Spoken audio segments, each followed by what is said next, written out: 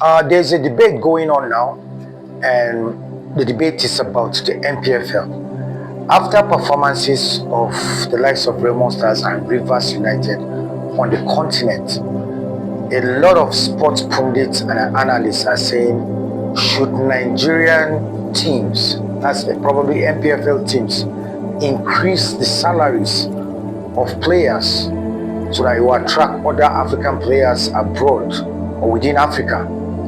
Or should teams improve on their scouting network? Because a lot of people or a lot of analysts believe and scouts believe that there are a lot of talents in the grassroots, in the NNL, in the amateur division leagues across Nigeria. And if this is the question, then I'll give you my own opinion. First of all, if you look at how rich the grassroots system is in Nigeria, you understand that there is a lot of talent. If you look at our national teams, bulk of the players that did well graduated to the under 17, under 20, and are in various countries, the products of the grassroots. And similarly to scouts coming in from Denmark, across Europe, they count on these grassroots players. There are a lot of players that have been scouted from the grassroots, and part of the problem is ownership of players. When it comes to ownership of players, you can find even an 8-year-old player now in the grassroots is being owned by an agency or group of people or a particular coach. So these are the proper ownership of players. So you find out an Npfl team spots a player playing in a grassroots tournament. When he is being approached, he already has a manager, he already has an agent.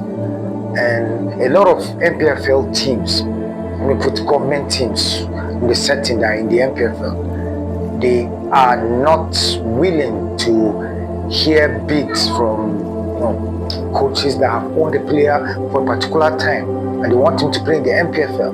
So these are some of the problems, ownership of players. So you find out Npfl teams do with the circle of players around the coach, around the state, and probably around the team. So these are some of the problems I think teams on the continent face. Because someone like the owner of Raymond Stars, he might not likely want to buy a player that is coming on loan to sign for the team that will be later projected to the world. And possibly the contract rates, once you project this player, since he's on loan, after they sell him, you might just get 5% of the deal. And that is one of the problems. So now you find out sport administrators in the state setting are trying to get their own players that they know that might not likely betray them or are not linked to any agent. So this is part of the problem. Well, if you like this, like, share, follow, and believe, and see through. My name is Coach Mdaka.